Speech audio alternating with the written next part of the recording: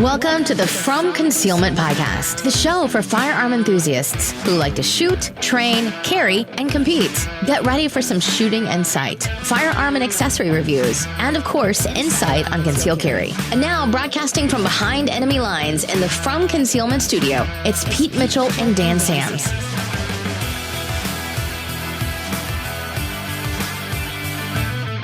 Hey, Freedom Nation, this is Pete Mitchell. And I'm Dan Sams.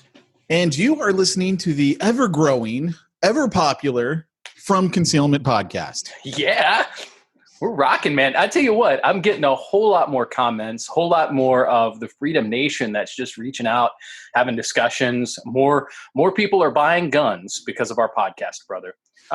What I think is that makes funny me happy. Is, okay, you know everything that I do. So I work with a lot of pastors, a lot of real estate people. Mm-hmm. And on the Pastor Podcast, which is called Church Planner Podcast, it's the longest running podcast for church planners, and I've been doing it for 7 years, something like that. Yeah. So I don't know if you saw. It's a great podcast. I mean, just tell you, it's a great podcast. It is part of why I am still a church planter. I'm not sure I would have been able to. I'm serious. I'm not sure I would have been able to stay in the game or really even get in the game because my church planting coach didn't really know about church planting. But I learned a whole lot from listening to that podcast, man. And I know a whole lot of others did too. So did you see that post? So this one pastor, I don't even know who he is, right? But apparently we're Facebook friends. Like, I'm Facebook friends with a lot of people who I don't know. And I turn down a lot of people. So the only way that someone makes it as a Facebook friend of mine is if I know them, or if they're in certain industries, because then I'm like, okay, they probably heard me on a webinar or something like that. You know, a lot of real estate people. I'm like, all right, cool. We can be Facebook friends. And so this guy, I don't know if you saw it because I tagged you in it. He Facebooks this meme and it says, you know, when you see a meme on Facebook and you're like, oh, I can't post that, but I know who I can share it with. And I'm like, yes, dude. And he said, you know, why is it when I listen to the From Concealment Podcast, this is the meme that makes sense to me? And he's a pastor, right? And so I'm like, yeah, and that's exactly what I do with Dan and I do with Peyton, the co-host of the Church Planner Podcast. There are certain memes that you're like, this is funny, but I can't publicly put this out there. Yep. So. And the only reason I can't put it out publicly is because somebody's going to misunderstand. Something's going to go wrong.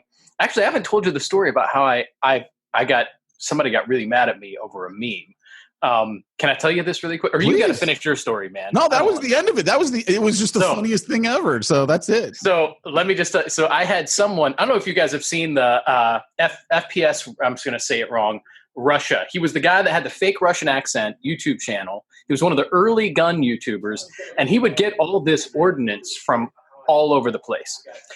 And so interesting dude, but there's a meme of him and he's loading this artillery cannon with a big old freaking huge, mortar. And as he's loading it in, most of the memes will be whatever the ammunition is, they'll label it something and so this guy, somebody sent it to me and they labeled the ammunition as truth and love. And so he's loading it into a cannon. And of course, there's a mannequin 100 yards away that he's shooting at. And you'll label the cannon, people who need Jesus. And so then labels me, the guy firing it as me. Well, of course, the whole joke is I'm sharing truth and love.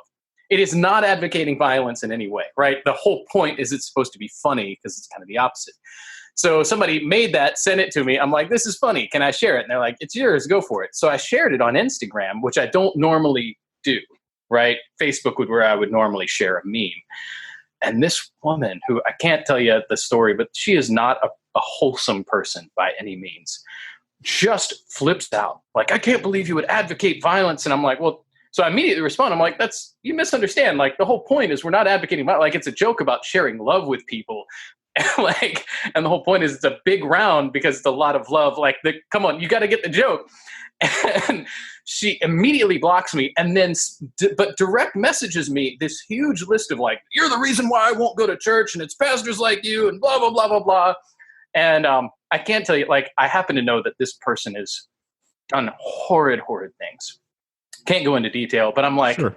You're judging me for misunderstanding a meme. And I'm like, whoa, don't pretend like that's the reason you don't go to church. Like, so anyway, though, you never know who's going to get mad at a meme. So I'm with you. I've got my certain people that you got to be, and even the one that I thought was safe, it wasn't. I should have just sent it to Pete. Yeah, so, right. So, yeah. They're just those ones where I think everyone knows, okay, the one person who's really not going to get offended at pretty much anything, it's going to be this guy right here. That's true. It's so funny. Man. But hey, man, you're wearing these gloves, so I know you're going to do a review on the gloves, but I got to ask you about them. So tell us about the gloves. So I've been on a search for better shooting gloves for a while. Everybody's got the basic mechanics gloves, and they're good. Like, I really like mechanics gloves. But I always have I'm just being really honest. I've got small hands. And so I'm always having trouble finding ones in my size that fit right. And either they've got so much knuckle protection on them that I'm like, I'm not sure how that's going to go for shooting.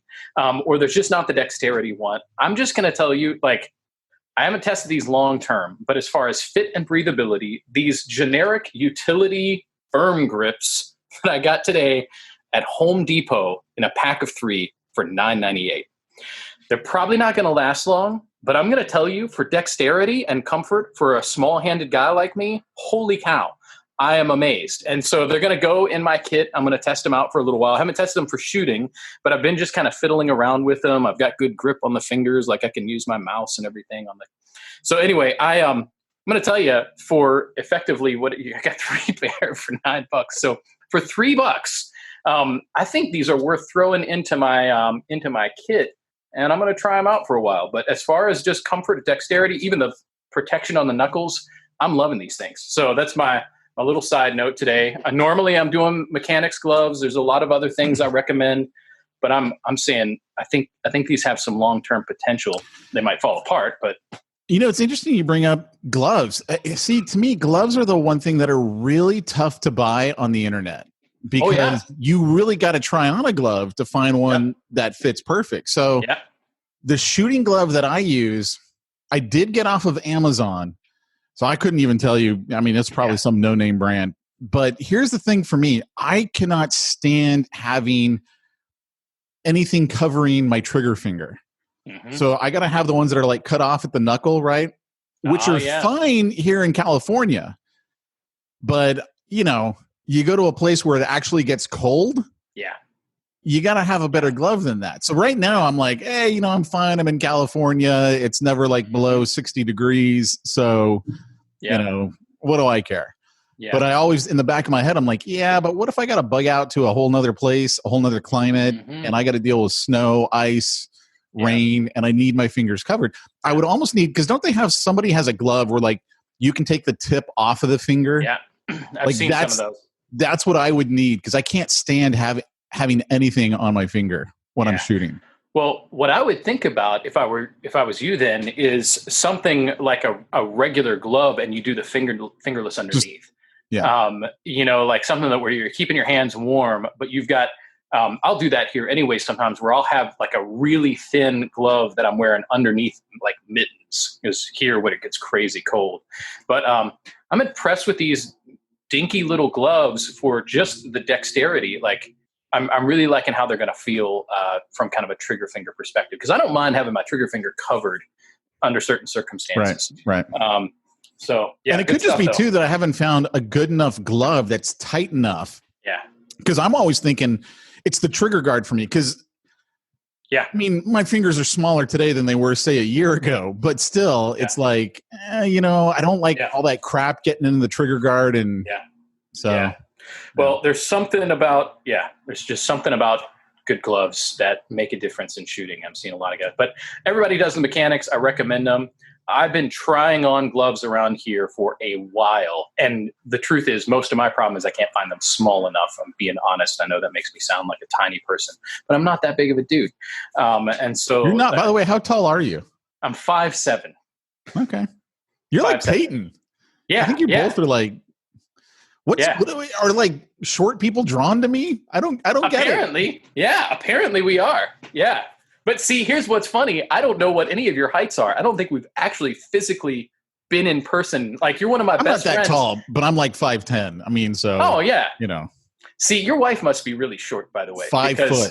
5 foot. Yeah. Okay. I assumed you were really tall because of all the pictures with your wife.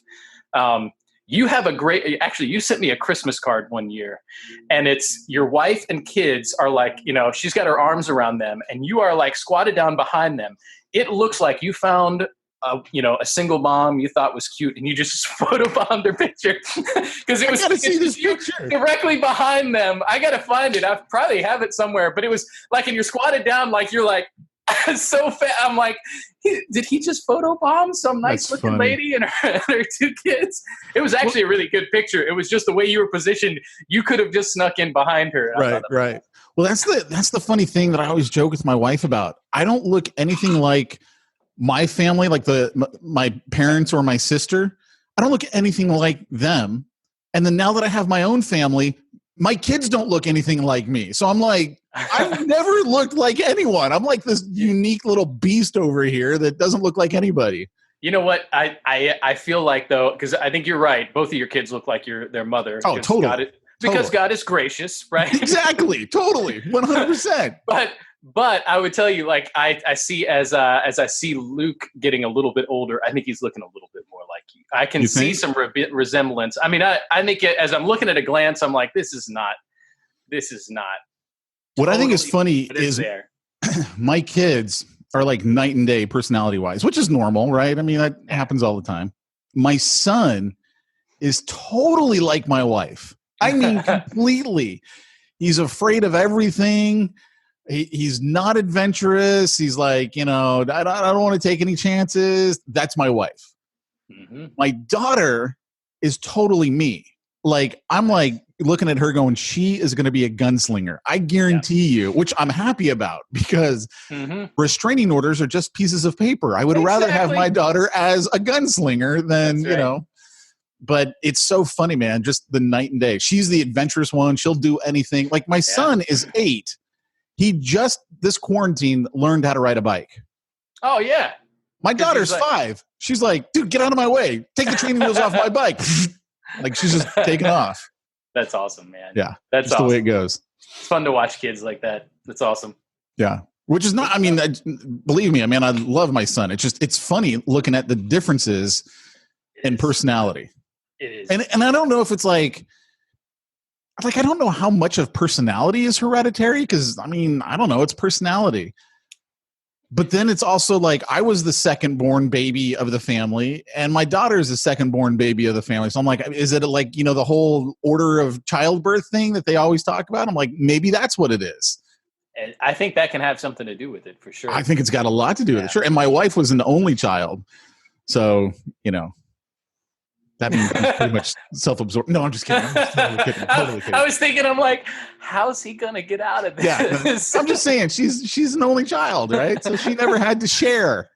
Right. Yeah, it is. It does affect a person's personality. It doesn't necessarily make them selfish. They just think differently. I've had a couple of times.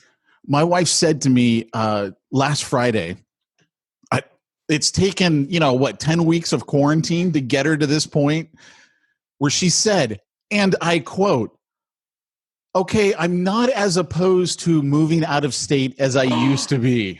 Oh, man. I've been on Zillow for like a week straight. Like, show me some homes, man. Show me some homes. I got to take advantage of this before quarantine ends because I guarantee you, once everything goes back to normal, she's going to be like, I'm not leaving. I'm staying. I'm totally staying. You got to get out of there now. I got to, man. Like so bad.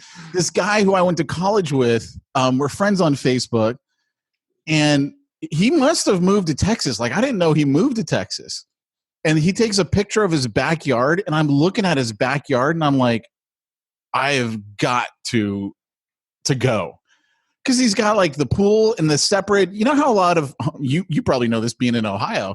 They got a lot of homes where in the backyard you got, like, this separate dining area with its own, like, cement floor and barbecue and, you know, sun protection, whatever you call that little patio type cover. Yeah. It's right next to his pool, and you can see in the background he's got a barn. I'm like, dude, what the heck am I doing here in this stupid state? Get me out of here. Yeah, and it probably cost him half what your house costs. Oh, I guarantee you it did. Maybe less than that. Yeah. Dude, I'm like, man, I want to go. So just having my wife say, okay, I'm not as opposed to it. I was like, I gotta go. Because I mean, I don't know what they're doing out there in Ohio. And of course, we got to get to coronavirus because this is what we pretty much talk about on the From Concealment podcast. I've got some exciting things to talk about that are both related to guns and coronavirus and freedom. It's going to be a trifecta of awesome. Oh yeah, absolutely. Yeah. But it's like California is talking about, okay, what are they going to do for school for this next year?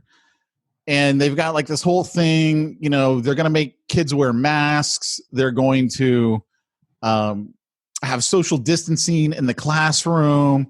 I'm like, first of all, I'm not making my kid wear a mask for 6 hours a day. That's crazy. That's insane. Yeah. And that's not healthy. It's not healthy psychologically. Yeah. I'm like, and how are you going to social distance in a classroom? Explain that one to me. You're not going to hire more teachers. In fact, they just announced, because we were missing out on all this money. Teachers are going to have a pay cut. We're giving ourselves a pay raise as your politicians. Of course they are. But you guys pay cut.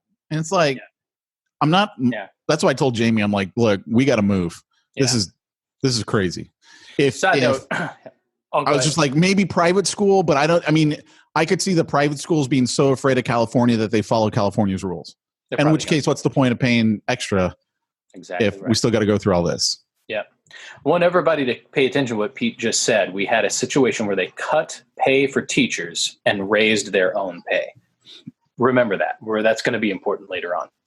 Yeah. Oh man. So I hope you get a house, you know, with freedom. Dude, it was funny because my friends are like, well, where are you going to move? Arizona? And I'm like, look, Arizona's probably closer to my heart politically, but I got to think about longevity with the family. My family's not moving to Arizona. Like my wife would be miserable. My wife's an ice skating coach. So we got to find a place that's got an ice rink, like where she can go work at it. So, yeah. Hey man, Fargo, you got to hit the Dakotas, man.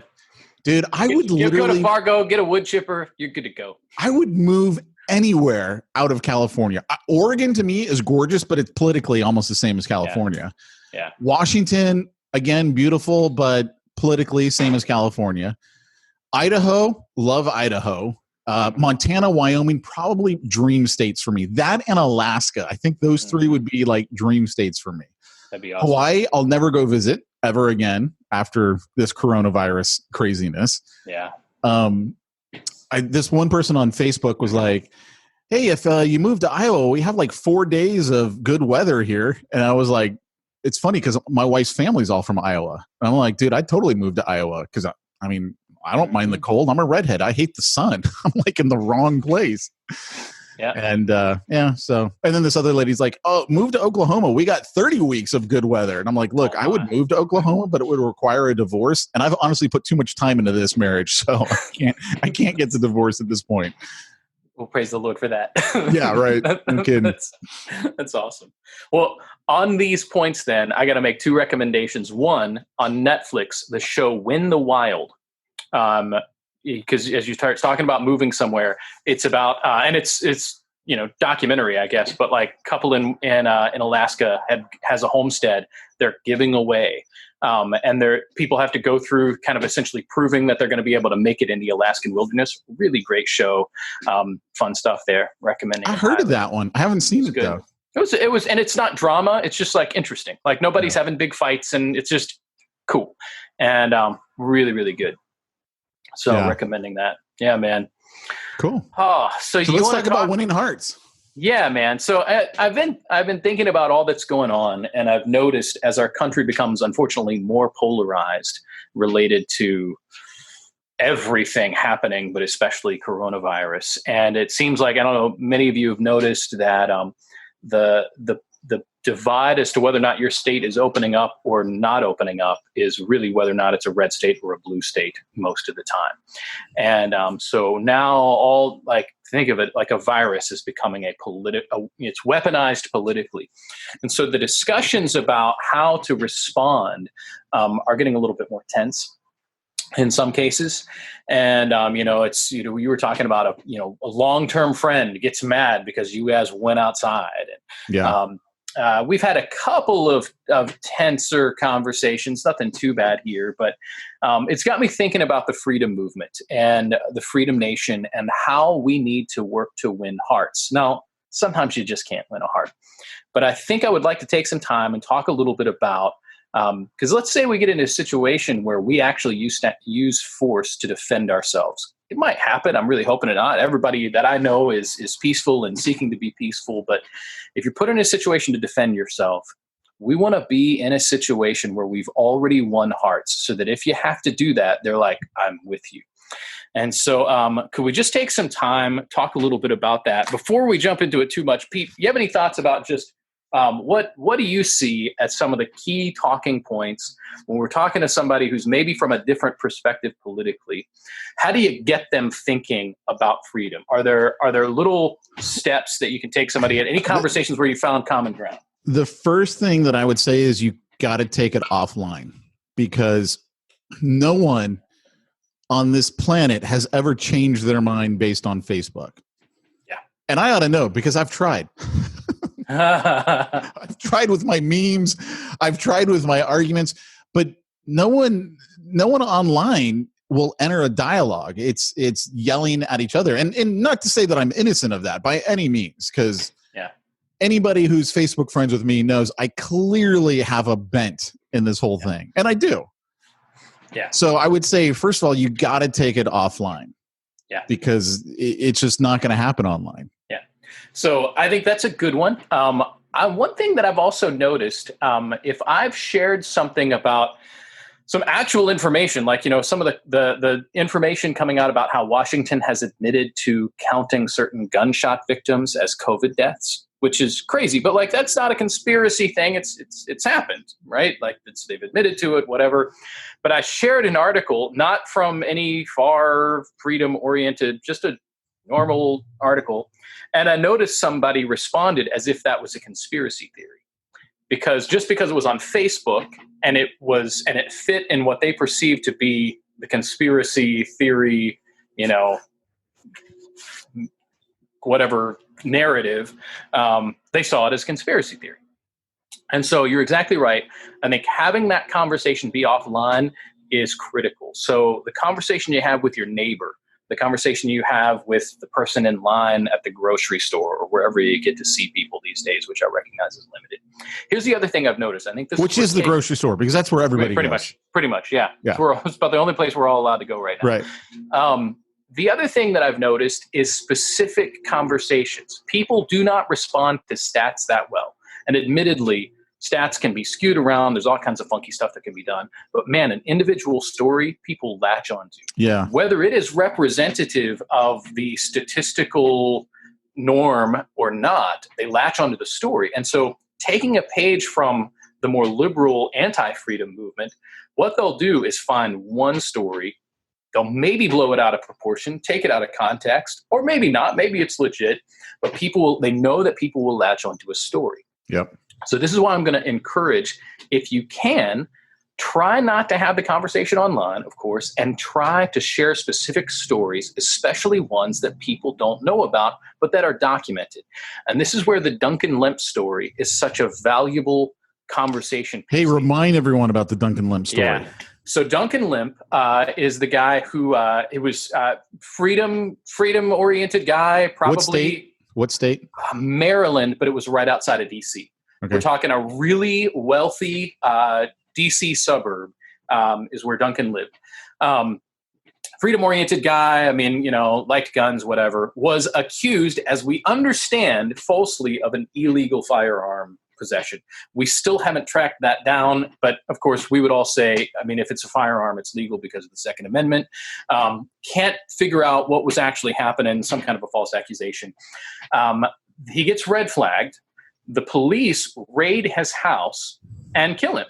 And one of the first things the cops do is say, well, he fought back, which I would actually say, if you wake up a guy in the middle of the night and you're a plainclothes police officer, his assumption is going to be you're robbing his house, right? And so maybe you've even got cop clothes on, but he can't see. Like, his best guess is that you're robbing his house. Here's the thing. It turns out to be completely true. All of the witnesses that were there are like, he was asleep in his bed. They found him laying asleep in his bed. They shot through the wall, or might have been through a window, killed this guy in his sleep. So we're talking about a terrible situation where the cops just murdered a guy. I mean, they just straight murdered him. So if you follow the story at all, his girlfriend was in bed next to him. She's pregnant. She got injured in the whole thing. If you followed the story, his family was like, hey, we'd like to see the warrant. Like, what's the deal? Like, we need to see why were you even executing a raid on our son who has no criminal record? Well, the police say, oh, we can't show you the warrant because of COVID-19. Now, I don't know what kind of bullcrap that is, but they weren't allowing the family to see the warrant. So some of the Freedom boys around there organized a protest, peaceful protest at the police department. And we're talking about 5, 10 guys. It's not a whole lot of guys. One guy with a megaphone essentially saying why did you kill my friend? The cops have threatened to arrest Duncan Lemp's parents for just asking about it and for protesting it. The cops still won't show the warrant. They say all of the body camera footage is lost, right? Well, that's convenient. Right? This is a bad situation, right? Now, on top of it, the guys who have been involved in protesting have been continually harassed by the cops. One of the guys, you can follow him on Instagram, Task Force Megaphone. He might have gone dark at this point. Harassed the police through flashbangs at his cars, arrested him. Everybody involved in this situation, all they want is for disclosure of public information about what happened, because this guy got murdered in his sleep by the cops, right? Or if you don't want to call it murder, he got killed in his sleep by the cops, and the cops have a story that does not match up at all with the information and evidence we have. And so that's a great situation of a guy who was completely peaceful, just loved freedom, doesn't seem to have really broken any laws, and they murdered him. Yeah. Right? That's a story, though. I mean, has anybody seen that on the news? Well, unless you're in the local Maryland area where you can see their newspaper, you're not hearing about it. Or unless you're in the freedom movement where we're sharing this information. But I want to point out, this is not a conspiracy theory. This is not something somebody cooked up.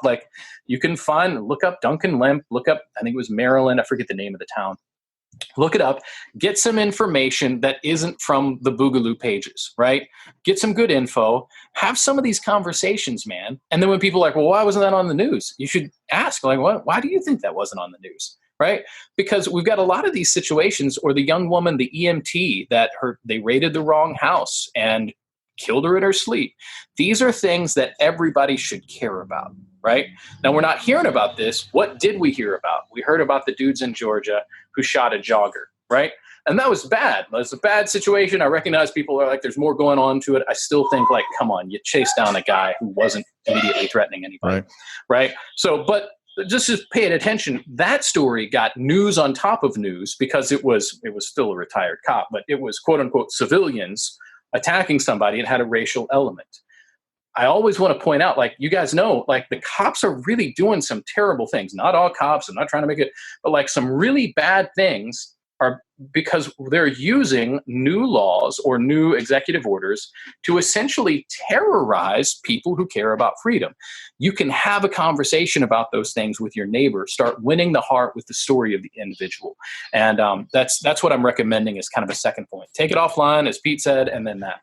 Have you seen? And I can hear your kids in the background. Yeah, sorry about the background. Yeah, but no problem. By the way, so have you seen the meme that is did you know that cops right now across the nation are donating 40% of their paycheck to nonprofits? Google 40% police. I love that. And if you don't know what happens when you Google 40% police, please Google 40% police. And you will see there are 2 studies that show if you're in a police home, there's a 40% chance you are going to be a victim of domestic violence. Yeah. And there's another study that they studied older cops, more established cops, and it was 24%. And so the average is 10% nationwide. So you were anywhere between 2 and 4 times more likely to get beaten by your spouse if your spouse is a cop. Holy cow. Stats. So just Google 40%, but it's hilarious to me, the memes that they're coming up with to get people to Google things so they can read it for themselves. Like, this is what's out. This is what we know is going on right now. So now I don't approve of this, but there are a whole run of memes like that are a prominent, attractive women that people have known of. And then they've said, well, something about like, Canadian boyfriend filmed pornography of Tommy Lauren, and then you can find it on YouTube. Just Google Operation Northwoods. And right, so like I don't approve of pornography in any way, but like it's getting people who wouldn't pay attention are Googling and they're finding out about Operation Northwoods. There's another one on MK Ultra, Operation Mockingbird, Operation Paperclip. By the way, these are not conspiracy things. These are all legit stuff. You should Google declassified stuff. Yeah. Holy cow.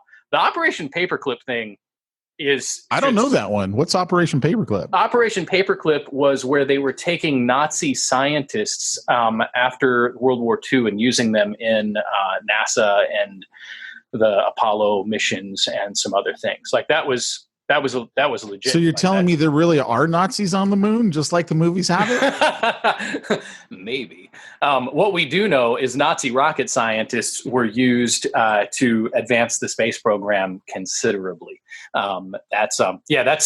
Just Google Operation Paperclip, man. That was a serious one. We just moved them all over and said, let's just forget about those war crimes and use you to beat the Russians to the moon. Yeah, that one, Operation Mockingbird, really interesting. There's all kinds of debate as to how legit certain Mockingbird things were, but conversations about PSYOPs use in the United States. Operation Northwoods is a really interesting one. MK Ultra, of course. And every time I say these things, it sounds like some big made-up conspiracy. Like, well, most of this is just we're talking about declassified stuff. Yeah. And so then think about if they'll declassify that. They declassified UFOs during the COVID, and everyone's like, yeah, whatever, dude. Yeah, whatever. Like, we don't care. Okay. We know you guys are full of crap, so whatever. If they'll declassify that stuff, what are they keeping a secret, right?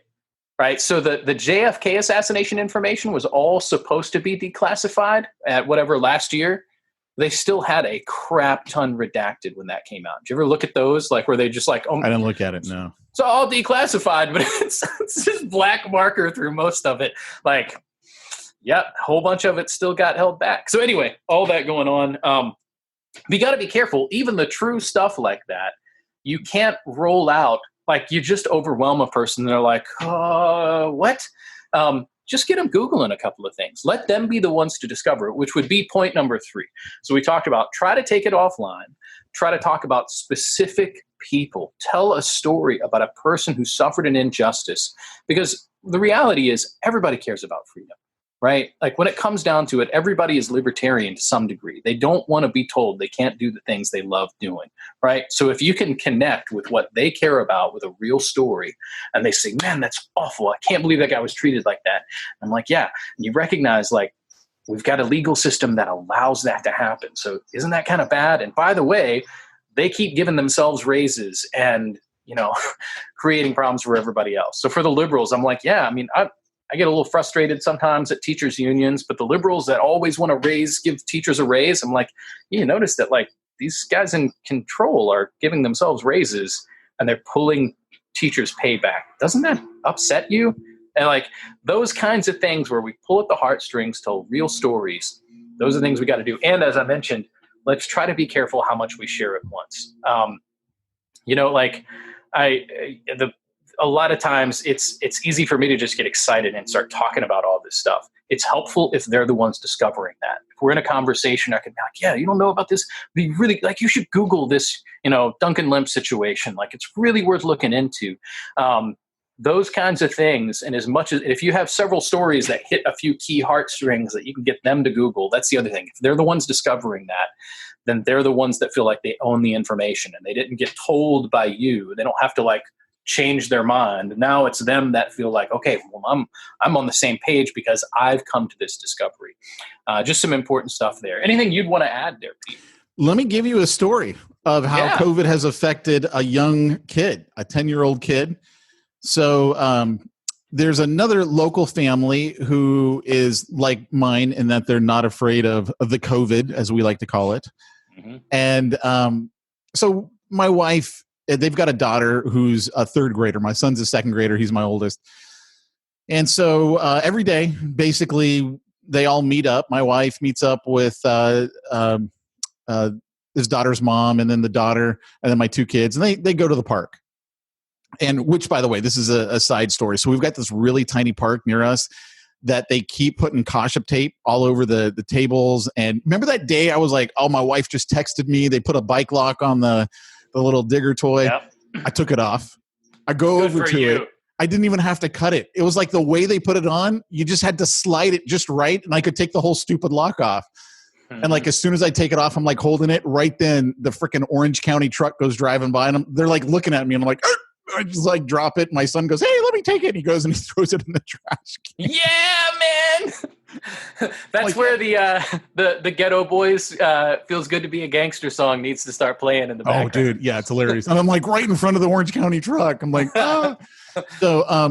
So every day my wife goes with scissors and they cut the stupid caution tape off so they can sit on the bench. Yeah. And this lady, the civilians, right, walking by, and she's like, wasn't there caution tape on there? And they're just like, I don't know. Whatever. And they're like, well, I hope that was the RCSD, the Roshmore Community, whatever service district. I hope that was the RCSD and not some vandals. And they're just like smiling. And I'm like, dude, vandals. If I were there, I'd have been like, lady, I'm a vandal. Just call me a vandal. I have no problem with it. But anyway, so the mother and the daughter, they're out with some other friends one day. And they're riding their bikes. And this other mother's son, 10 years old, is riding his bike. Must not have like paid attention to where he was going, and he slams into a wall and jams his finger so bad that his bone is sticking through, right? So they take him over here to the Los Alamitos Hospital, which, by the way, if you live around here, don't ever go to the Los Alamitos Hospital. They won't treat him until they get a COVID-19 test. What? So, yeah, I know, right? So they finally get a COVID-19 test. It takes hours for the results to get back. This is it started at like 3:00 in the afternoon, maybe 1:00, something like that. It was early afternoon. Finally get the results back. The doctor then sees them and says, we can't do anything. We don't have a pediatric surgeon here. Oh my gosh. So they have to drive to another hospital. And I don't know if he was transported by ambulance or what. They get to this other hospital, and I don't remember which one they went to. My wife knew, but I can't remember which one it was. That had pediatric team. And they go, it's been too long. We got to now take the rest of the finger. No. 10-year-old kid now is going to go through life missing a finger because of COVID-19. Because they wouldn't do a stupid test. And then they wouldn't tell him, by the way, even if we do the test, there's no one here who can help him. So, you know. That is, oh my gosh. Isn't that jacked up? I would be suing. I'm like, my kid, how's my kid? My kid can't be a web designer now. How's he going to be doing code? He's going to be limited on what? Like, losing a finger is a big deal. For like, a 10-year-old. I'd be like, let's get some money. This is nuts. Oh, my gosh. But that's how crazy all of this is. That's how crazy all of this is. It is nuts, man. Poor kid, man. I'm like, this is. And so my wife and I were like, okay, if anything happens to the kids, we are freaking driving all the way down to, we got a hospital called CHOC. Children's Hospital of Orange County, really good hospital. My son's been there many times my son had like 7 surgeries when he was first born. So, I mean, we've been a great hospital. Yeah. It's far. I don't care. That's where we're taking them. None of this crap, none of these other stupid hospitals that are like, oh, they probably need a COVID test there too, but they're not going to make a kid suffer. They at least get it. Yeah. Yeah. Well, this is where the hysteria over COVID is making people crazy. Yeah. Like the fact that like they would let a kid sit there and wait. Like they could have at least said, hey, well, let's get the surgeon on the way while we're doing this test. Like, come on, man. I don't even think they would look at him. I think that was the thing. It was like, send the nurses out there. None of us doctors are going to go see someone who hasn't had a test or some crap like that. I mean, it's just like, what kind of a pansy? Like, I recognize like the COVID thing is serious. Like, I don't want to pretend like it's not, but facing facts, like it is most generally healthy people, it is affecting virtually zero, right? here in the United States, the United States of Ohio. In Ohio, I think it was something like 85% of our deaths were in nursing homes. Like, and which is a whole other thing. Like my grandmother-in-law is dying right now in a nursing home. We've finally been able to get visitation in there, but because of COVID, they weren't letting people in. And so we continue to hear about people dying in nursing homes. I'm like, like they're getting it and dying anyway. Like they're in a nursing home because they're close to death. I am not at all heartless on this, but like, isn't the worst thing you could do is to keep them from seeing their loved ones right now? They know that they only have a few years left. They know that their time is short. So you're going to deprive them of any meaningful relationships in this last little bit of time. Now, the nursing home that we're dealing with has been wonderful. They've been great. They've let us in. My wife got to see her grandma. She shared the gospel with her. She's a believer. It's good. Praise the Lord for all that. But I'm hearing some awful stuff about people dying alone because somebody is afraid that they're going to get sick and die. I'm like, they're 86 years old and they already are close to death. Like, if they don't want to see anybody, praise the Lord. Let them self-isolate. Totally awesome. Like, I support that. Let them be careful. But man, don't keep them from loved ones if they want to see them. So yeah. Yeah. Yesterday we were out for a bike ride as a family, and we were over at this one park, and this family that we know, two young kids, they were just walking by, and you could tell the mom was just done with all of this. Yeah. But you could also tell these kids were, for the last 10 weeks, they've been living under a dark cloud because they were afraid to be near my kids who they usually play with. And they're just like, oh, we got to stay away. Oh, mom, give me the mask. And so, mom had a couple masks and gave them the mask. And I'm like, look, that's cool. If you guys want to do that, we got no problem with that. But don't feel like you got to wear masks around us because we don't care. Like if we get, according to the government, we're all going to get it. Yeah. That's what they're basically telling us. We're all going to get it. And basically 96% of us are going to be perfectly fine. Anywhere from asymptomatic to very, very sick, but no hospitalization, 96%. Okay. We're all going to get it. Fine. Yeah. Yeah. Go ahead and hang around with us. I'm generally healthy. My wife is generally healthy. We do not worry about it. Now, if it wasn't that case for us, if we did have autoimmune disorder or something going on, I probably would be self-isolating. Yeah. But that, again, is a choice, and I don't have a problem with people doing that. It's just forcing it. That's where I think it's a huge issue. Yeah, man. I'm with you. I'm 100% with you. I'm kind of glad to see there's a movement towards, at least in a lot of the churches I'm talking to, where they're like, we got to quit letting people get scared. Like a lot of the pastors I'm talking to are like, man, our job is to deal hope. We're going to quit playing this game. So churches are like, we're going to go ahead and meet. And if you need to stay home, that's totally fine. But like, we're going to provide some hope here because people are nuts. And yeah, man. Yeah. Wild times, dude. Well, so spread the word for freedom, everybody. Like, try to have some good conversations, especially now, because, man, the reality, we've got to win some hearts. People are risking losing everything right now because of really bad, not even laws, really bad executive orders. Yeah. And if you need to, man, message us. I'm happy to have some conversations. I've been having the conversation more and more where people are like, Romans 13. And I'm like, Romans 13 means I need to obey the law of the land. Guess what? If it's going to be a law, it has to be passed by a representative group in Congress. That's not happening. So I don't have to obey these laws. Because my allegiance is to the Constitution, secondary to God. And even if the Constitution was against God, I'd be violating the Constitution. Right. And so I'm having a lot of conversations related to that, and people are starting to get it. I'm like, hey, man, like, some of these laws are straight malicious. And some of the governors, like, they're going to face some consequences for what they're doing. Michigan is in some interesting situations now. Because I don't know that they are going to face that. Most of them are blue state, governors. And I talk to so many people and they're like, oh yeah, the governor's doing a great job. I'm like, are you freaking kidding me? This is nuts. Trampling on your God-given rights that are constitutionally protected. And you say, he's doing okay. So, but here's the question for everyone who's sitting there crying Romans 13. okay, so if your governor, like mine, still says churches can't meet, your president says churches can meet, who are you supposed Who to are you going to follow? obey? Exactly right. Yeah. And you know what? It'll tell you something. If they're like, "Oh, I'm gonna obey my governor," that's not my president. I'm like, okay, so then you're admitting that you're choosing one allegiance over another. You're arguably choosing the lesser over the more powerful. Let's not pretend that this is about Romans 13. This is about your own political allegiances, and you're an idolater. And so, like, I'll throw that out. I'll straight look at him.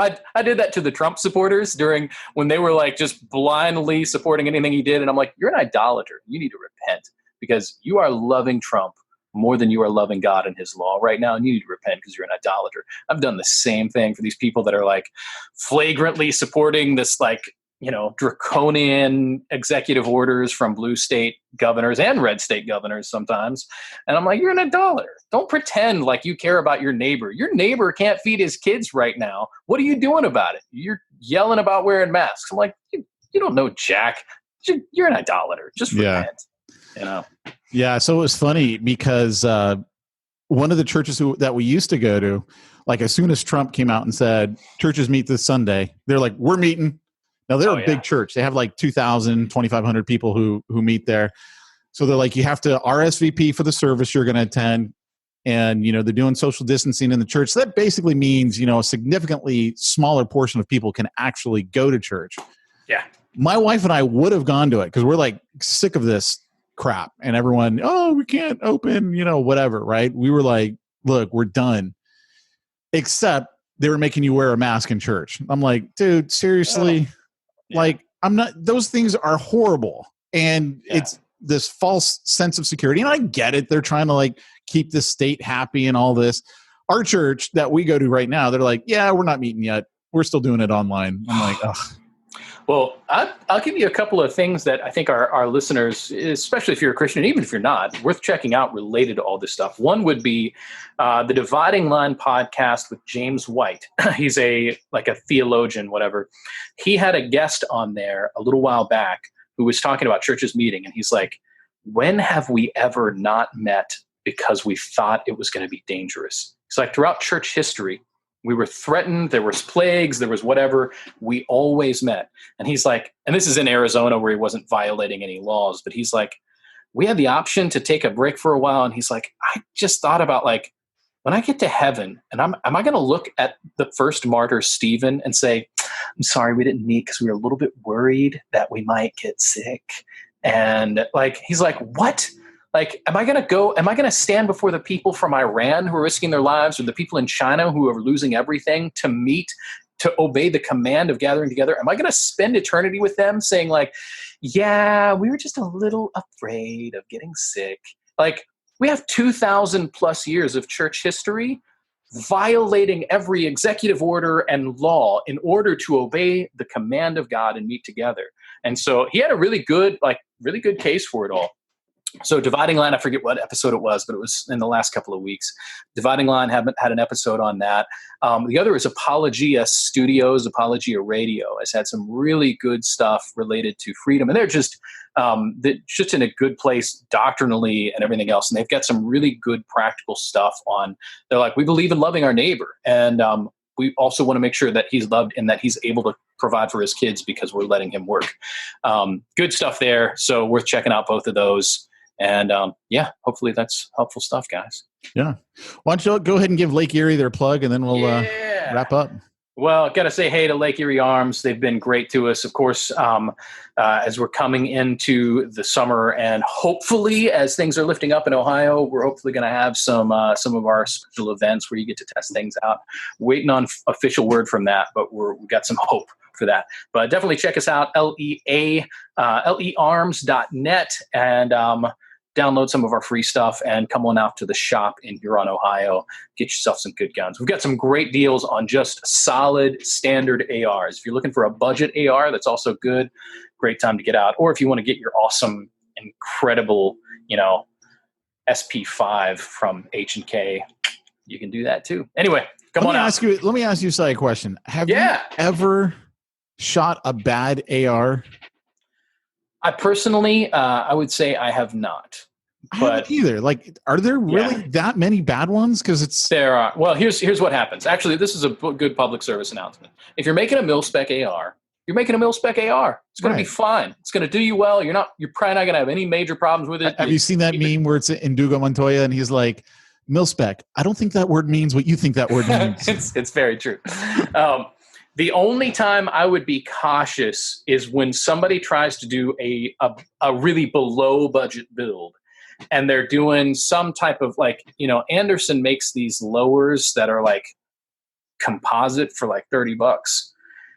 And maybe it's fine, but I'd be a little bit nervous about a lower receiver that you get for like $30, right? There's a couple of things where I'm like, are you really making everything solid?